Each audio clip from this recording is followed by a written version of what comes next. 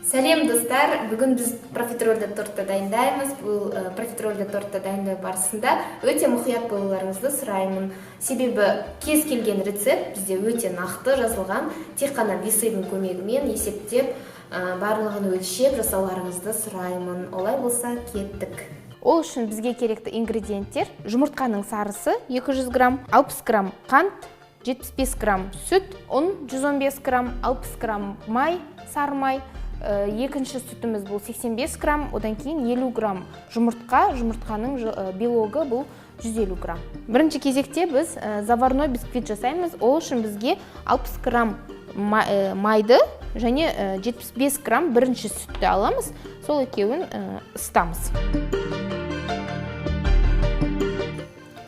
Қайнаған кезінде ұн саламыз қазір. Түгелмен еріп кету керек. Бір келкі болған кезінде 115 грамм ұнды қосамыз. Ұн ситадан өткізілген высший сорт. Жақсылап араластырамыз. Міндетті түрде постоянно араластырып отыруымыз керек. Астын сәл жайырақ қоямыз. Комок болам дегенше жақсылап постоянно араластырып отырамыз. Бір келкі хамыр болу керек. Осындай тесто пайда болған кезінде біз бөлек ыдысқа саламыз да, пищевая пленкамен тестомен пленканы байланыстырып жауып қоямыз. Тестомен ауа кірмей тұру керек арасына. Осылай жабылған күйінде суытылу керек. Келесі кезекте біз меренга жасаймыз. Меренга жасау үшін бізге 150 грамм белок керек. Ол белокты таза, құрғақ, майсыз миксердің чашысына құйып, аз ғана скоростьпен бастап айналдырамыз.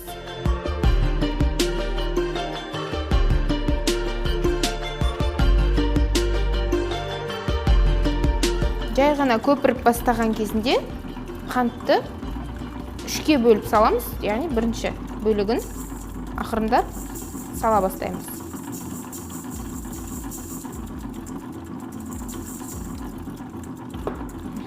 Скоростьті көбейтеміз. Екінші жартысын саламыз қанттың, 70 грамм қант.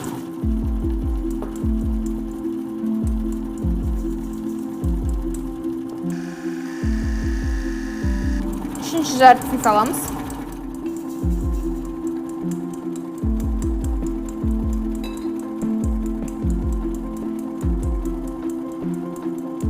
Енді жақсылап меренгамыз қатты пикке жеткенше, жылтыр глянцевый масса пайда болғанша араластырамыз.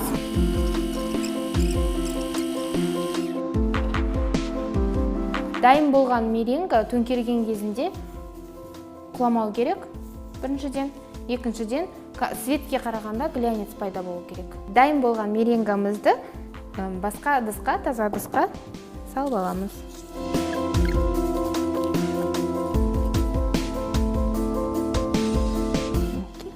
Енді дайын болған бағанағы заварной тестамызды суытамыз. Яғни миксердің К-образный болады. Обычно басқа миксерларда К-образный насадкасымен заварной тестаны сондай жұмсақ, осы тестаны суытамыз. Аз ғана скоростьқа қосып қоямыз.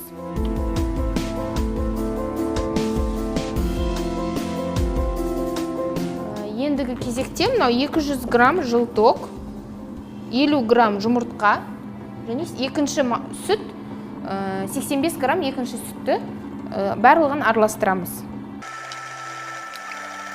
Однородный масса болғанша жақсылап араластырып аламыз. Тестамызды қараймыз, суығанын ақырындап білуіміз керек. Ыстық емес. Енді қайтадан жай ғана араластырып, заварной тестоның ішіне салып, ақырындап араластырамыз. Жұмыртқалық массаны араластырылып тұрған заварной тестоның ішіне салып, бір келкі етіп араластырамыз. Ақырындап 15 граммнан құямыз. Аз-аздан.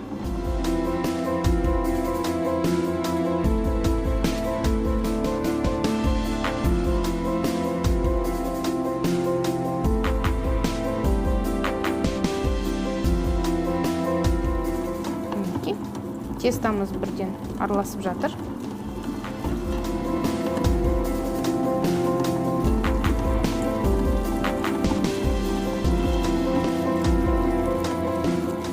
Он 15 граммнан бөліп құямыз.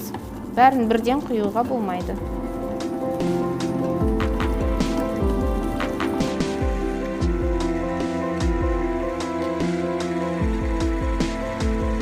Миксердің шет-шетіне жабысып қалған тестаны кішкене түсіріп, дұрыс араласуына жағдай жасайық.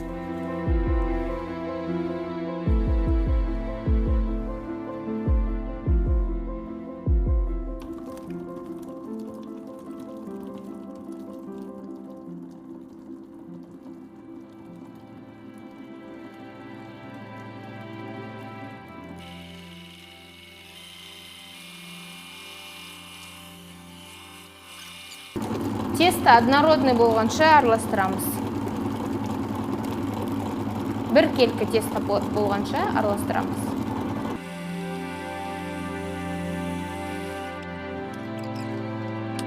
Тестомыз осындай сұйықтау болады. Жақсылап астын араластырып көмектесіп жүреміз. Миксер араласпаған қамырларды лопаткамен араластырып көмектесіп жүреміз. Содан кейін ақырындап венчиктің көмегімен аз-аздан меренганы ақырындап араластырамыз.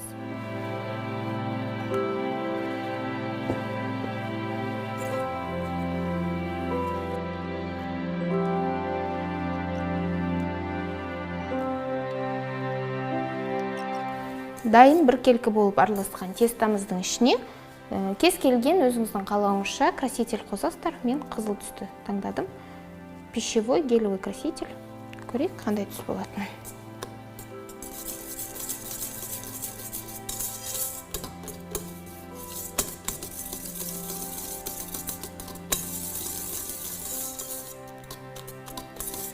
Жақсылап араластырамыз.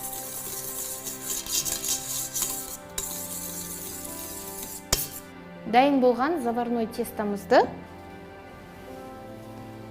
мындай силиконовый формамыз бар, бортигімен. Осының ішіне құямыз.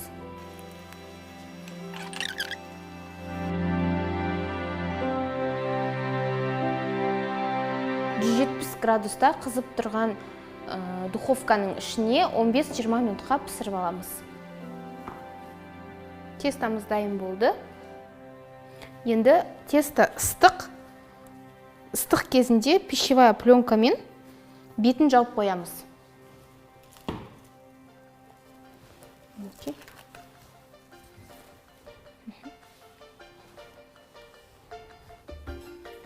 Суығанша осылай беті жабық тұрады пленкамен. Енді келесі кезек профитройлерді жасайық. Ол жерде біз 160 грамм жұмыртқа, міндетті түрде жұмыртқаны өлшеп алуымыз керек. Ол 160 грамм, 3 жұмыртқа емес, 160 грамм деп. 90 грамм ұн, 80 грамм сүт, 80 грамм су, 75 грамм сары май, қант 6 грамм и 3 грамм тұз. 75 грамм сары майды саламыз, сүтті саламыз, құямыз, суды құямыз, қант, тұз. Міндетті түрде осыларды енді жаңағыдай араластырып, қайнағанша араластырып отырамыз. Түгелмен еріп кеткенше майды қайнау керек. Мінекей жақсылап ертеміз, асықпай. Жақсылап еріп кету керек. Жайлап қайнап бастаған кезінде ұнын саламыз.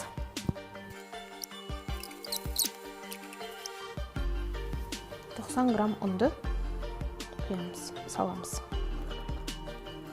Араластырып отырамыз. Комок болғанша, жаңағы заварной тестамыз сияқты комок болам дегенше жақсылап араластырамыз. Кастрюляның түбінде пленка создаваться етілу керек. Пайда болу керек. Пленка пайда болу керек. Ұнды жақсылап ертеміз. қарап отырғандарыңыздай ешқандай да ұнның қалдықтары қалмау керек.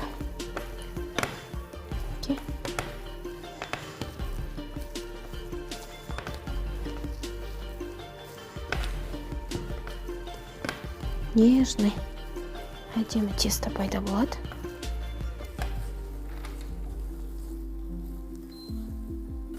Мұндай тестамыз пайда болды. Енді таза ыдысқа салып,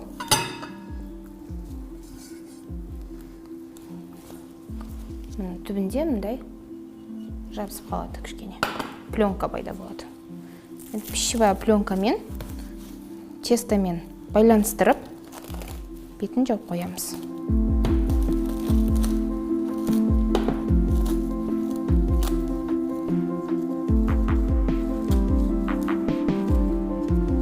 Тестаны миксерге салып, ары қарай суытамыз.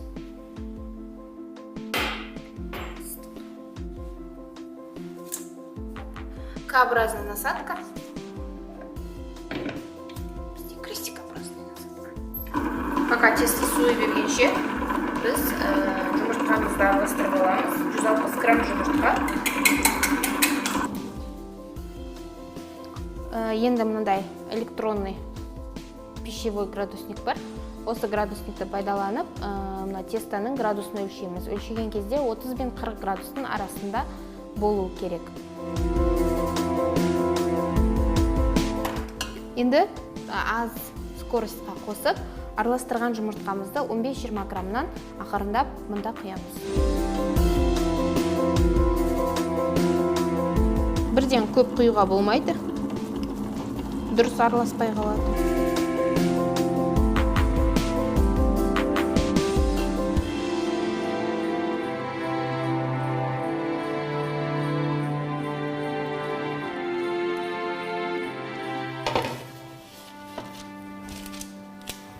Тестамыз дайын болды. Енді кондитерский мешокқа салып, кондитерский мешокқа салып,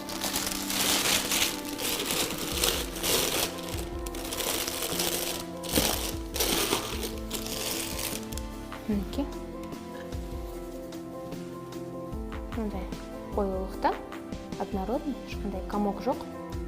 Осыны алып саламыз кондитерский мешокқа.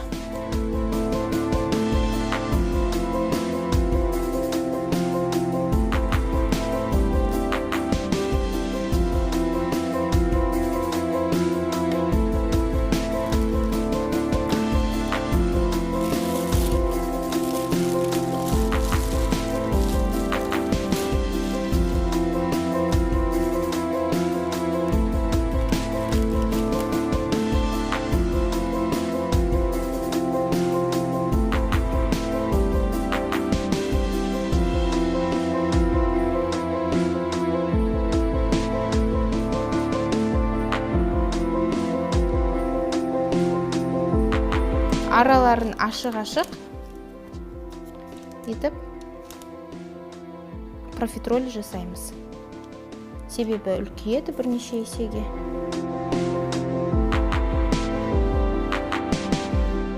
Жүз 60 градуста 20-25 минут пісіреміз. Профитроліміз дайын болды. Очень воздушный. Өте воздушный. Осылай дайын болу керек. Так, енді профитроліміз дайын, мінекей. Енді осы профитролиді үшін креммен толтырамыз. Ол үшін бізге маскарпоне 300 грамм, 60 грамм сахарная пудра, 60 грамм замороженный малинаны блендердан өткізіп пюре жасап алдым, тек малина ғана. Енді маскарпонені миксерге саламыз.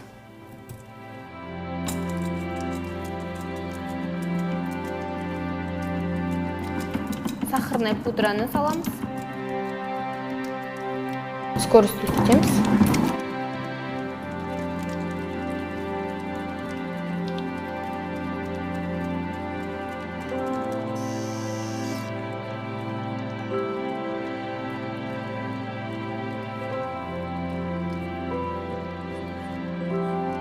пюре.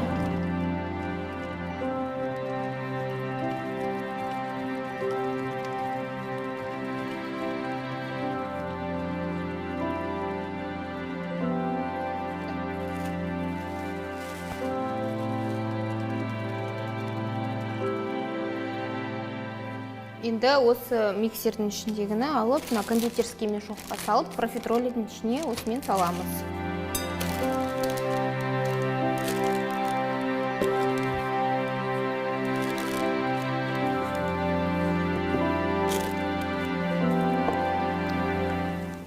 Үшін азғана кесеміз.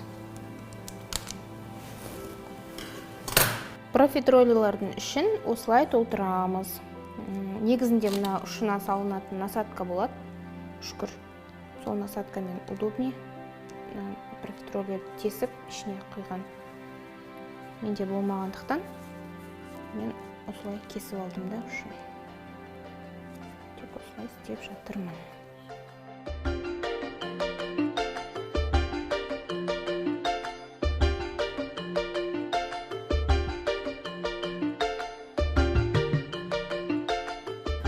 Енді біз муссовый кремді жасауға көшеміз. Ол үшін біз салқындатылған 33% натуральный сливкиді алдық. Енді бұл жерде пластовый желатин. Бұл желатин міндетті түрде суық суға саламыз. 10 грамм. Бір пласты 5. 10 граммды. Суық суға салып ертеміз. Ендігі кезекте біз мына 165 грамм 33% сливки керек, 70 грамм желток керек, 140 грамм белый шоколад керек. Мен тапқан шоколад осы болды. Кондитерский магазиннен басқа шоколад алсаңыздар да болады. Мынау желатиніміз еріпті. Енді 160 грамм сливкиді чашаға құямыз, ыстатын. И мына сливкиді алып, ерген сливкиді аламыз да, суынан сығып, сливкидің ішіне саламыз. И мына жұмыртқаның сарысын осында саламыз.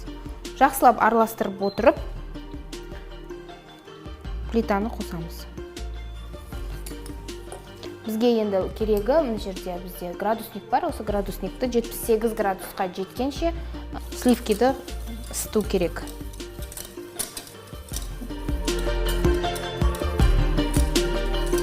Үнемі араластырып отырамыз, себебі бірден жабысып қалуы мүмкін. Сол себептен үнемі араластырып отыруымыз керек.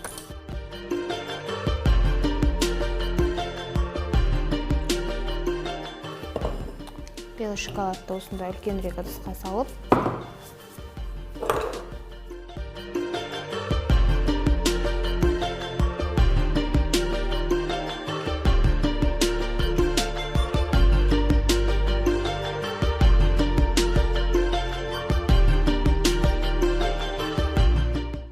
сіздер кондитерский магазиннен белый шоколадты алсаңыздар болады, себебі но белый шоколад пористый.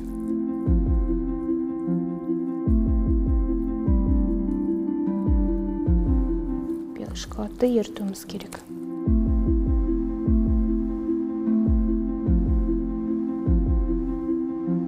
Міне енді белый шоколадпен жаңағы сливкимен араласқан масса дайын болды. Енді кезекте мынау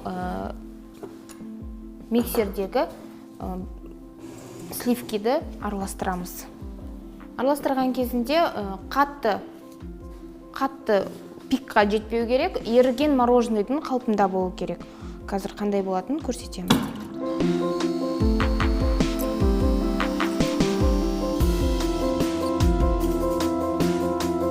Еріген мороженыйдың қалпында, мына жерде сұйық ағып тұр. Комнатный температураға дейін мына массаны температурасын төмендетіп аламыз, суытып аламыз, яғни содан кейін барып, мына жерде мороженыйдың консистенциясындағыдай сливкидің, взбитый сливкидің, еріп тұрған мороженыйдың консистенциясындағы сливкиді осы шоколадный массамен араластырамыз. Жайлап, ақырындап араластыру керек.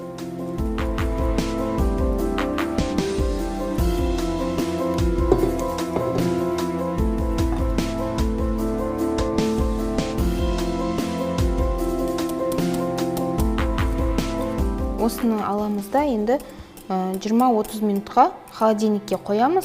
Стабилизация болу керек и қоюлану керек. Жақсылап араластырамыз, мінекей қарап тұрғандарыңыздай однородный масса пайда болды. Енді осы массаны холодильникке қоямыз. Коржымыз суды, енді бетіндегі пленкасын ақырындап аламыз. Корждың бетіндегі пленкасын жинап алдық. Енді осының бетіндегі глянцевый сторонасын жайлап ақырындап шпательдің көмегімен қырып алып тастаймыз.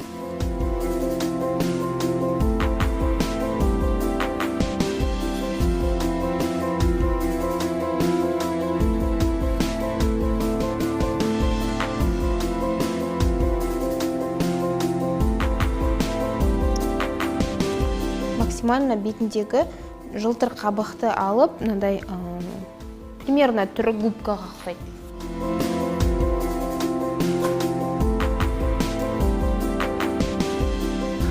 Енді бұл коржды сәл былайырақ қойып, 18 диаметрлік круг аламыз. Оның астына міндетті түрде подложка төсейміз. Подложканың үстін пищевая пленкамен былай жауып аламыз. Дайындап аламыз. Енді 18 диаметрлік кругпен жақсылап круг жасап кесіп аламыз. Кругымызды орнына қоямыз. Жан жағынан пищевая пленка жабылатындай болу керек. Глянцевый жағын, асты жағын астына қаратып аламыз. Қалғанын немен? Мындай выравнивательдің көмегімен кесеміз. Примерно просто екіге бөлейік.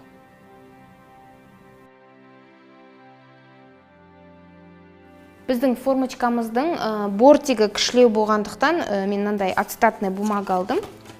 Ацетатная пленка.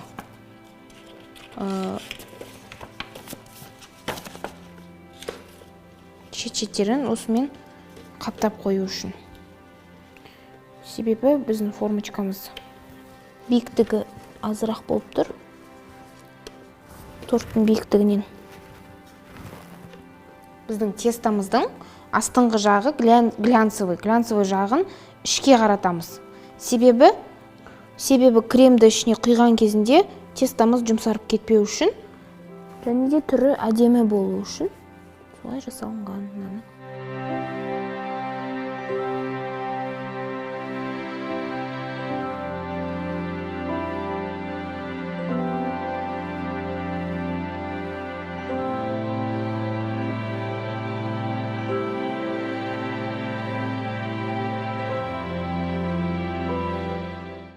Қырық минуттан кейін біздің мусымыз холодильниктен шықты. Консистенциясы мынандай қоюланған. Бисквиттің ішіне мусты құямыз, мусовый кремді құямыз. Түгелмен кремді құямыз. Осының ішіне профитролиді саламыз. Декорға алып қаламыз, қалғанын саламыз. Ішіне профитролиларымызды саламыз, төмен қарай басып, мустың асты жағына түсіреміз, ақырындап басамыз.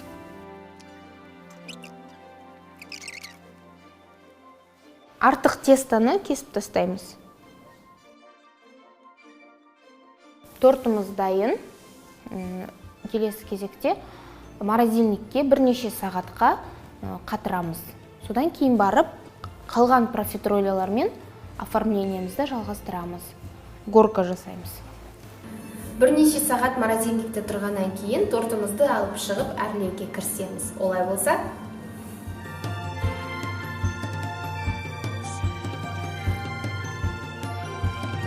негізі біз мынаны кішірек қылып жасап қойып, біз сәл 5 миллиметрге араларын тегіс қылып жасағанда әдемірек болады. Ары қарай профитроллерімізді ішіне үйіп салып шығамыз. Әдемі болып.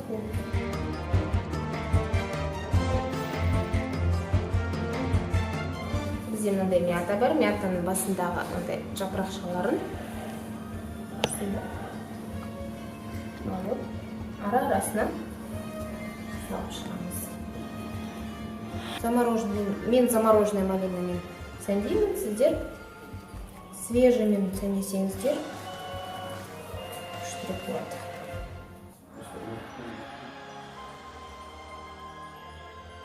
Осымен бүгінгі біздің профитролевый тортымыз дайын.